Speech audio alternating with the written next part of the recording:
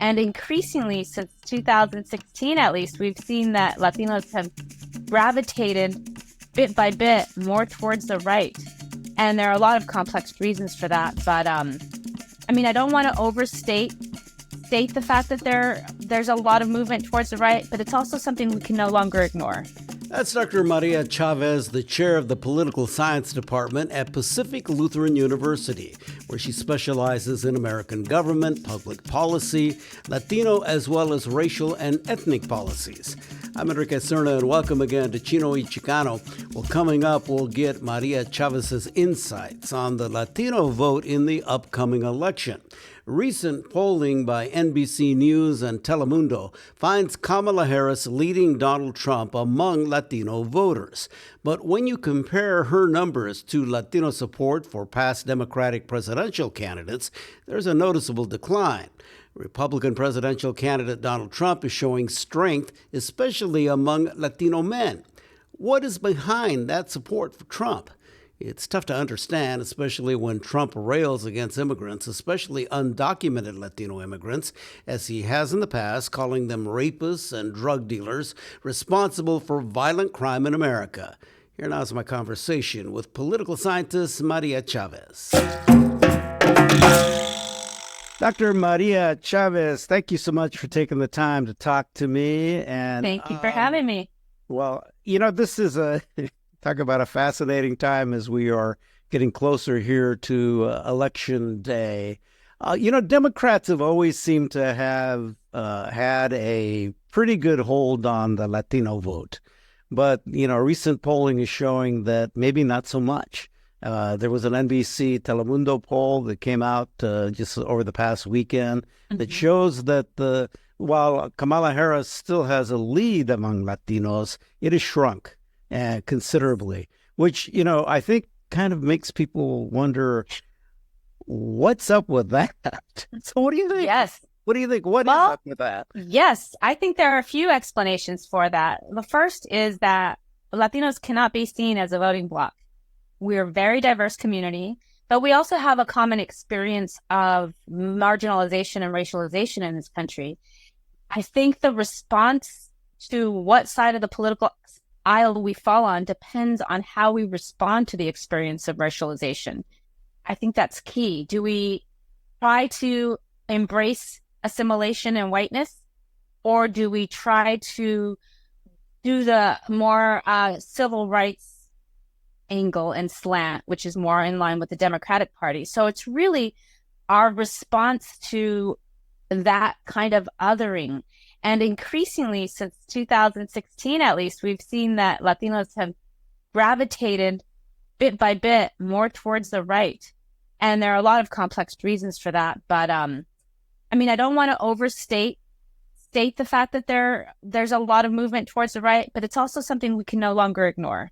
Yeah. Well, your family, I'm sure with my family, came from a Mexican-American family. My parents were born in Mexico, came here. They had a lot of conservative values, really.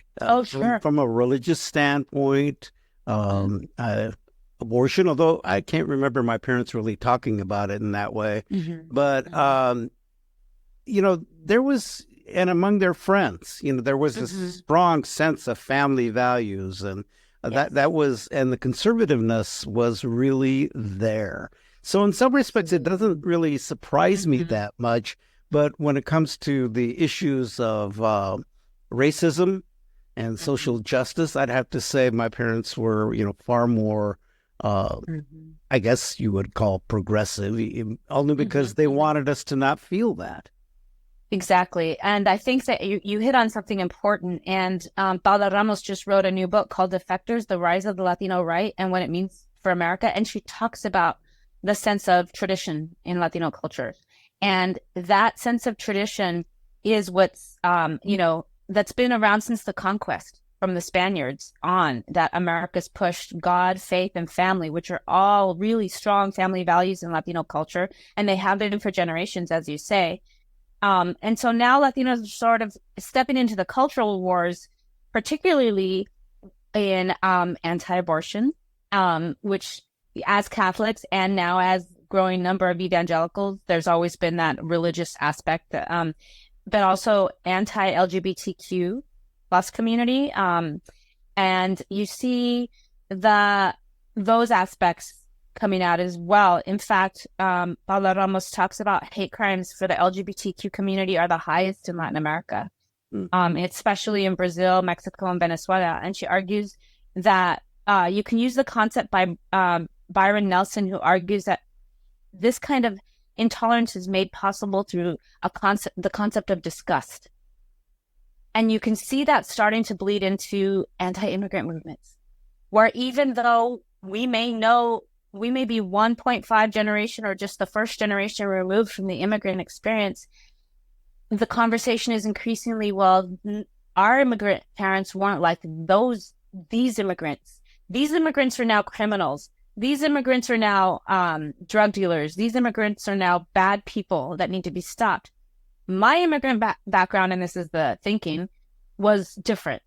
And so, again, to separate us and them with the concept of disgust works, because now you see people who are one generation removed from the immigrant experience promoting Trump's anti-immigrant policies, saying, the roundup is good because he's going to get the bad people away. So it's really interesting how our traditional values of family and faith and culture are being kind of used for the cultural wars. They've been skewed, and now they're using it. Skewed. And people have, I guess, consumed the Kool-Aid along with that. They have, yes. One thing that I remember as a young kid, now I'm 71, so I'm talking about back in, it's the 60s when I'm in junior high and then, early 70s when I'm in high school. But I remember when the migrant workers would come in during the late summer and early fall, and the kids would come to like where I was going to school in Wapato. And they were, because many of them came from Texas, they were called Tejanos. And I remember the local Mexicans treating them really badly. And there was this class thing. And so now I'm seeing this today with how that has evolved. I think that you hit on a key of the root of where this comes from. This "I'm not like those Mexicans" idea.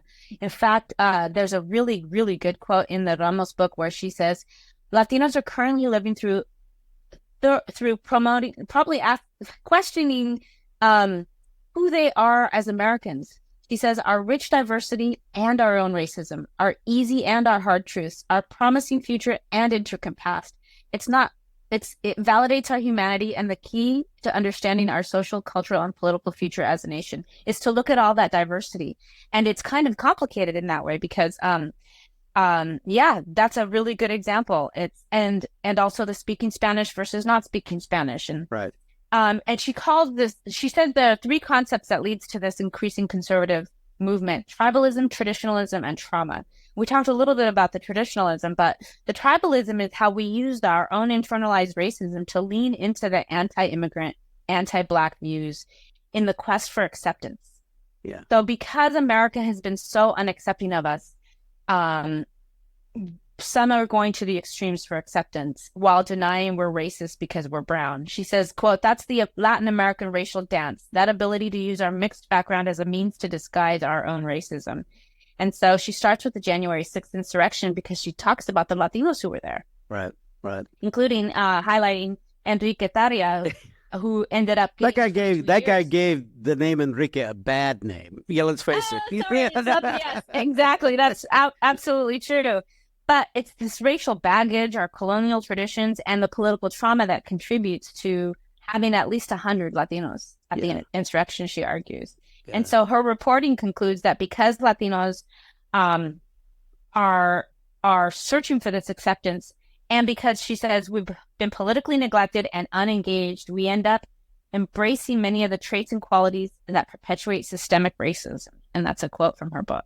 And along comes Donald Trump to really just kind of gin that up, just, to use it. And there's, right. I mean, we need therapy. So, but let's talk about really more of where this is coming from. Now, I have cousins that are Trumpers, you know. Me too. Yeah. Me too. And evangelicals. Yes. Yeah, that too. But but they're guys. They're guys. Now, if you look at that NBC News polling, you see that Trump does really well among Latino men. And in fact, I think he had like a 9-point lead there over Harris. And the issues of religion are also a part of that as well. But it's the guys. So my question is this a machismo thing? It's partly a machismo thing, for sure. The sexism in the culture must be addressed. You can't keep half the Latino population down and expect that not to come out in unhealthy, uncivic ways. So there's very much traditional views of women that still hold strong in many Latino families. And I think they hurt both genders. They hurt both the men and the women. The valuing of males more than females in the culture ends up not preparing the males for society, because in this society, they're not going to get a pass the way they do in Latino families often. And that hurts them. And then the expectation that they're supposed to be the providers. So why are you going to school instead of working and providing? Hurts Latinos. On the other hand, it hurts Latinas in the sense that our, lack of freedom and lack of contribution and lack of investment in Latinas ends up hurting our ability to succeed as well. So the gender divide is definitely, and the gender gap issues are definitely important. Like you said, Latinas are about 25% for Trump and 75% for Harris. So that's a huge difference. And when you look at the issue of abortion, they're leading with Harris by 32 points. So the sexism definitely must be addressed. And there's so many things we could talk about within the Latino culture, things that are not acceptable for Latinas to do as easily, such as move away and go to university or to study away. I have students right now who say their parents won't let them go study away. And again, it hurts both genders, I think, to be in such a traditional sexist culture when America is not that culture. Right. And we're trying to succeed in that culture. But that's only part of, I think, why Trump is successful or making inroads, I should say, in the Latino community. It's also, as Ramos argues, it's the trauma that we have felt. He's using our country of origin wounds against us. For example, labeling Harris as a socialist. That really hurts Latinos our Latino support for her if it sticks, because Latinos don't believe in socialism. They're entrepreneurs. They have left socialism. It's a bad word for them. In fact, Reagan knew this when he said, quote, Latinos are Republicans. They just don't know it yet, as he was supplying arms to the Contras in Nicaragua. So that political trauma that we have includes supporting strongmen. We have a really long history of it. And Ramos argues we have this multi-generational political trauma that's real. And the result then can mean why someone like Enrique Tarrio would, be a Proud Boy and be an insurrectionist. And now he's in jail for 22 years after the January 6th insurrection. So, she argues that right-wing Latinos aren't anomalies. They're a growing trend that we need to take seriously. So, yeah, I think that you're right. There is definitely a gender aspect, but there's more than that as well. Well, there's also, a shift to the Republican Party, which is something that in some respects, I'm not that surprised about.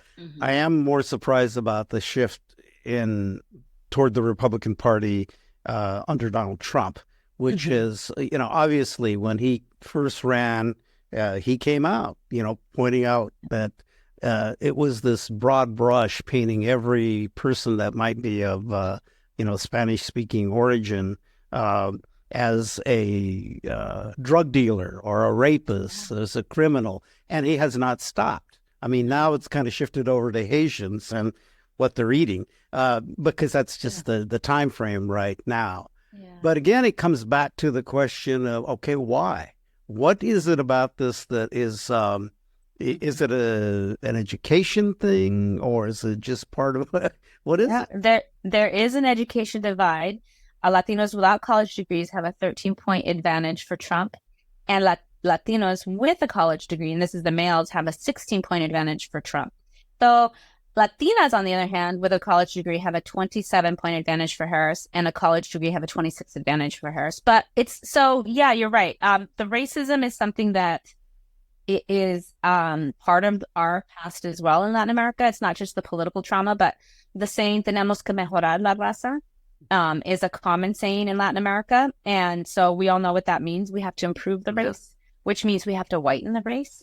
And so it's masculinity, it's growing evangelicalism, it's that white supremacy that we are adopting, and it's the anti-LGBTQ sentiment. These are all things that, like you said, the conservative slant isn't as surprising as the conservative slant for someone like Trump, but that could go for other groups. I don't understand why union workers are now supporting him. I don't understand why working class, everybody is supporting him.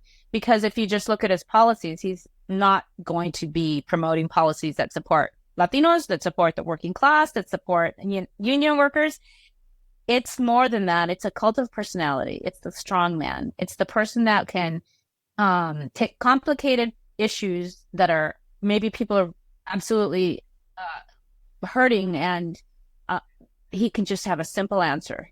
And you can see that from his the way that misinformation and disinformation really lands easily on the Latino community, from COVID, being suspicious of vaccinations, to Moms for Liberty, not wanting the schools to teach about the LGBTQ plus community, to calling Democrats all a bunch of socialists. It's, these things are landing on us in a way that is having a real impact and is leading more Latinos to turn to the right. So again, it comes back to me, it's a machismo thing, because there is this very much this male type of deal, very simplistic, bullying, all of that. Yeah. I look at my own family, I come from this large Mexican-American family. You the number of something like 75% of Latinas, support support for Harris, 25% of men. And in my family, that's very, very reflective. But here's something else I'm seeing, and you probably see this too as an educator, in the political science department, but also being at PLU. I'm on the Board of Regents at Washington State University.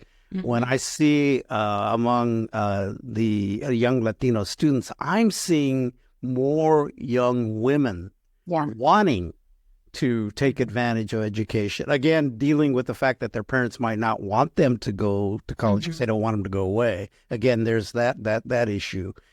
But so where are our guys? Why are we losing? Why are we not right? Absolutely. Well, increasingly, a lot of young men are questioning the value of education in general. What is this going to do for me? Kind of question.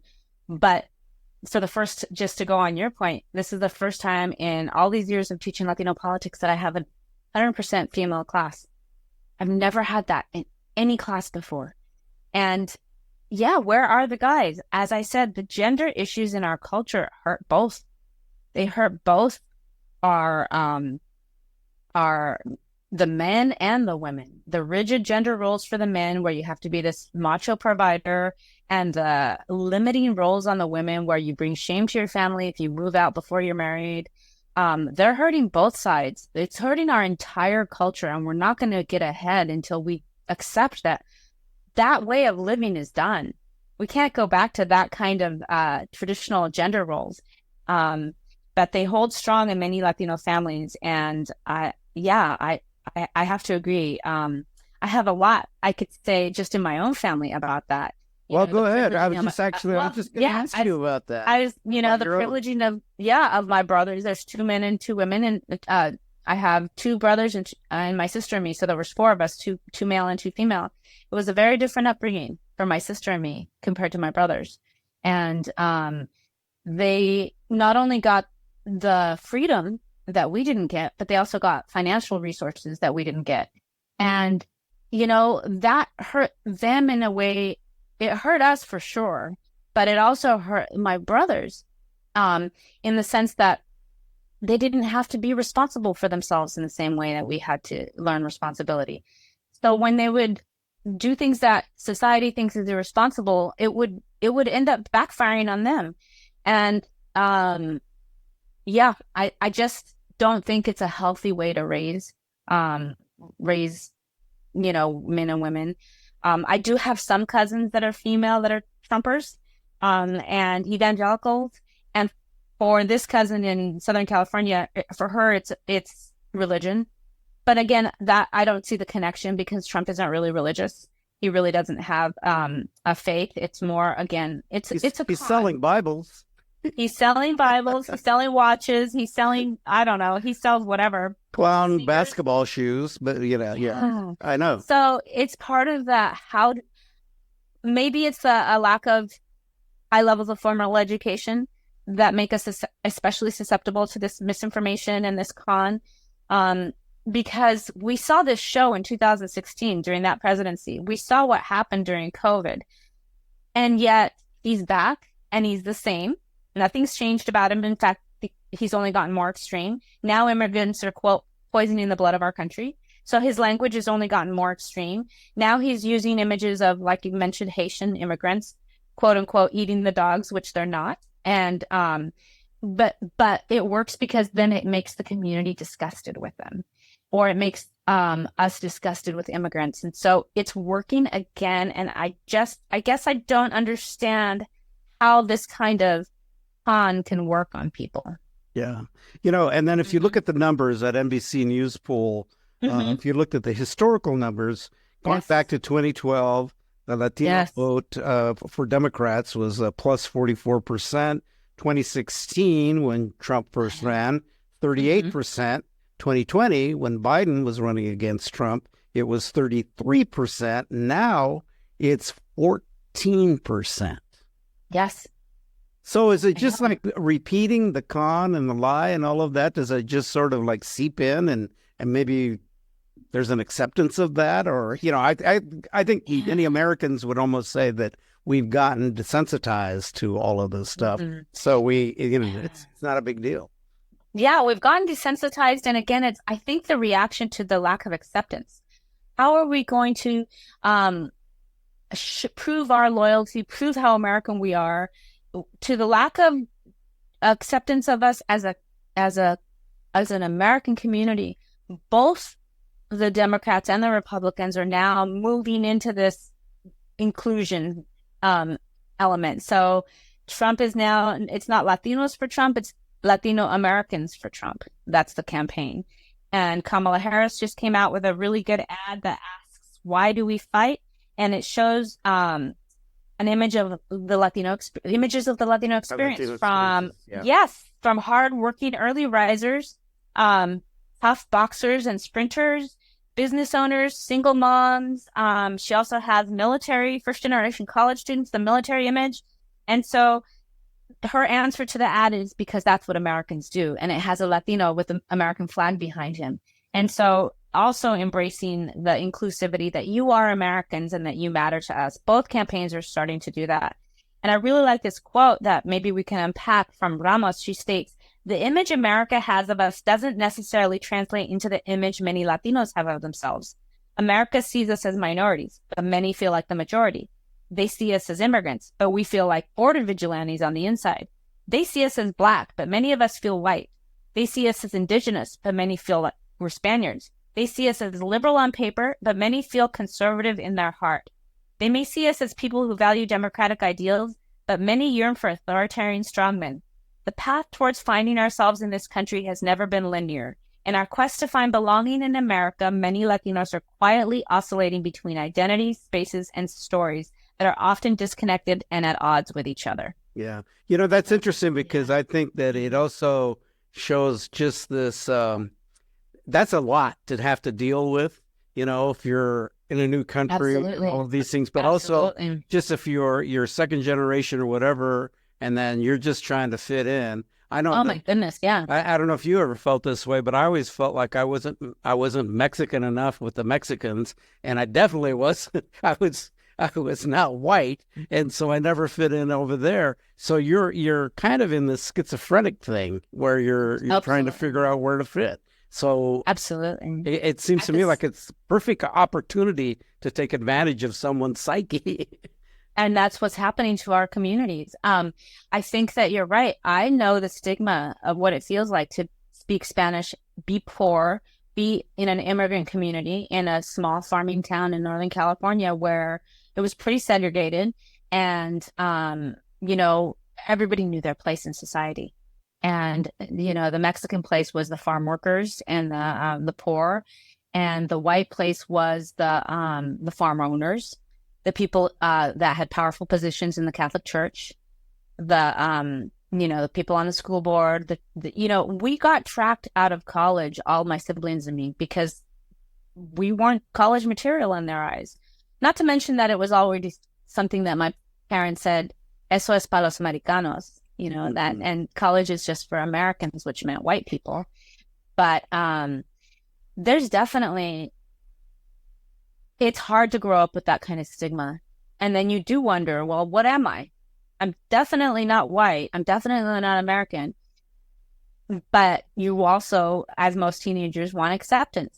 And so I don't know. It is schizophrenic making, or whatever you called it. It's a hard thing to do. And my heart goes out to the Haitian immigrants, especially the school children who couldn't even go to school. It's the next level. It's not just the stigma that, we all felt for being Mexican or Mexican American. Now it's being in danger. Right. The lies, the anti-immigrant rhetoric now, it's actually making them live in fear. Not that Latinos don't live in fear. Our communities live in fear, especially if you live in mixed status households, which many of us do or have. But that's the kind of fear that, again, it creates disgust in the larger community towards you. And it unleashes the crazies, as we've seen time and time again. I'm curious, I had a chance to sit in your classroom with all of the young women there who, I asked them a lot of questions about that. Can you get a sense of where they are when they think about the fact that it's an all-female class, and then it's, what do they think? Why the guys? What's up with the guys? That's right. And not only that, they mentioned that the minor in Hispanic studies here is mostly female as well. So it's not just my class. It's the whole subject area. That's a good question. They have, it's a really special class because we do talk about a lot of things that perhaps wouldn't be discussed if there were guys in the classroom. On the other hand, it's not okay that the guys aren't there. You know what I mean? Half the population needs to be there and represented. So I'll have to ask them what they think of that. But there are experiences that Latinas have on top of the stigmatization. The way they're sexualized, the way we are sexualized, I should say, is an experience that many of them shared in the last class when we were talking about, it was talking about racialization and intersectionality. And many of them just spontaneously started talking about some of their experiences at work. Right. Yeah. And how they've been treated at work and in work environments. And it was shocking to hear how many, almost every single one of them had experienced some kind of sexualized discrimination at work as well. But going back to your question, again, is it the fact that it seems like a waste of time now under college, and education is, we value education, that it's a stereotype that we don't. We just don't know how to get there sometimes, especially if we've been tracked out of it. Especially if we've been tracked out of it, it's a lot bigger mountain to climb. For example, one of my a Latina friend of mine who's a hairdresser wants to become a lawyer. She has 3 children. She's 33 years old. She doesn't have the college prerequisites, so she'd have to start at a community college and get her AA. Then she'd have to transfer to a university. Then she'd have to go to law school. That seems like a huge mountain to climb for someone in her early 30s with 3 children. But it's a dream of hers. And I say, go for it. You could be done by 40, but it's a big, big gap. And then you still have 25 years of good work to do. But so we value education, but we haven't been guided towards it, not by our school system and not by our families. Yeah. Fortunately, my mother was a school teacher in Mexico, so she valued it a lot, and it made clear to us that that's something she wanted. Absolutely. And actually, tell your friend that I had a sister who was in her 50s that went and got a college degree, and then became a counselor for a tribe, working as a alcohol counselor. That's awesome. So I think that it can happen. There's no doubt. It can happen, and I'm not done. Yeah, I'm going to work on her. So yes, as we kind of wrap things up here too, in this election, but I think it's fairly the Latino vote. Just how critical is it going to be in this election? Do you think? That's a good question. Because we're not a voting bloc. It's hard to say. And when we do vote, only around 60% of eligible Latinos do actually go out to vote. Let me ask you a question here. What do you mean by we're not a voting bloc? What do you mean by that? Well, we don't. So for African Americans, traditionally, they've been a Democratic voting bloc. As you've seen from the numbers since 2012, we've shifted right now we have about 40% of Latinos who are going to vote for Trump. So you can't say one can't say we're a cohesive voting bloc when it's almost 50-50 here. I think that Latinos will make a difference, especially if Gen Z turns out, which is also an age demographic that doesn't turn out as much as other age demographics. But if they turn out, that'll make a difference. In fact, Bernard Fraga argues that traditional socioeconomic status voting behavior models don't really explain the Latino vote. He argues for a theory of political empowerment. So if Latinos feel political efficacy, that they're going to make a difference in the outcome of an election, they'll be more likely to vote. And so if Latinos do turn out to vote a lot, especially Gen Z, especially in key battleground states like Nevada, like Arizona, like Texas, like Florida, then I think we can make a difference. But it's not necessarily all going to go to Harris. If the numbers of the Telemundo poll are correct, then it's going to be about 40% to Trump and 60% to Harris. But that will make a difference in and of itself. So we just, first of all, have to get more Latinos out to vote. And then second of all, get more Latinos that are in Gen Z out to vote, because they are the most diverse demographic, period, not just including Latinos, that younger cohort. So they can make a difference, like I said, especially in Nevada, Arizona, Florida, Texas, the key battleground states that are really in play this election. Let me ask you this final question. As someone that, you follow this, you've written about it, you continue to study it. Where are Latinos in the future of this country when it comes to politics and becoming a power? Well, I believe that the future of Latinos in this country, at least I've believed in the past, right now I'm wondering, is that we have to have more representation in politics, in the professions. We have to, on boards like what you're doing now on WSU's Board of Regents. It makes a difference when we are in those places, even if we're in those places with our conservative values, because we do come from conservative households as well. And our culture it has so much beauty. Some of the traditions are just amazing. The strong family values and the strong value of community that is so often missing in mainstream American culture, which is why there's a crisis of loneliness and all these other, America could learn a lot from Latino culture. On the other hand, we need to get rid of the gender stuff. But I see Latinos definitely, I've argued in the past that if we want a healthy democracy, we need to have a democracy that includes us in the major spheres of power and influence, like politics and in our professions. Our voice needs to be there. And it makes a difference because, for example, we know demographics makes a difference for policy preferences. Like the younger cohort is more in line with environmental policy than our age demographic, for example. So policy preferences matter with regards to your demographics. So we will bring things to the table that will enrich this country. We matter to this country. We always have mattered to this country. And our success is this country's success. So the more successful we are, the more successful America is going to continue to be as far as a healthy democracy. All right. So Dr. Maria Chavez, she is the chair of the Political Science Department at Pacific Lutheran University. Are you guys a Hispanic serving institution, by the way? I think we're getting there. My students think we're already there. We're pretty close. We have a lot of we have a high percentage, but I'm not sure if we're at the 25% yet. Although my students argue that we got there. I'll have to double check with administration. Well, if you are, that says a lot for a private school, that has a Lutheran background. I would never have imagined applying to a private school. I went state schools all the way. Chico State and then WSU. Yeah, me too. So after the election, I want you to come back and let's break things down. All right. Hopefully, that sounds like fun. Hopefully. Okay. Maria Chavez, thank you. Thank you. Bye. The Chino Y Chicano podcast is available on your favorite podcast provider. You can watch the video version on YouTube, and Converge Media, a leading producer of culturally relevant content in the Pacific Northwest. We'll talk more later.